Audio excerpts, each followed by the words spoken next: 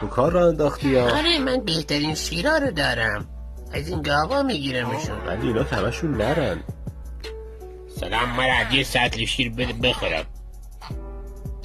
ممنونم. به شیر تازه. مزه شیر نمیدن چرا؟ اوه دستشوی نداری. این خرابه. ممنون. برم دستشوی زد. شت به ان رفت. این اسباب بازی جدیدم تونی جان. بریم رو بقیه هم تستش کنیم. سلام دلقک جان، برات کادو آوردم، بفرما. ممنونم، مردم از این کارا نمی کنن واقعا. دمت گرم کوچولو. دماغم. حال کردی یا نه؟ عالی بود، ولی این هنوز سر پاست. واقعا شوخی میکنی؟ من خودم درقیقم بچه جون.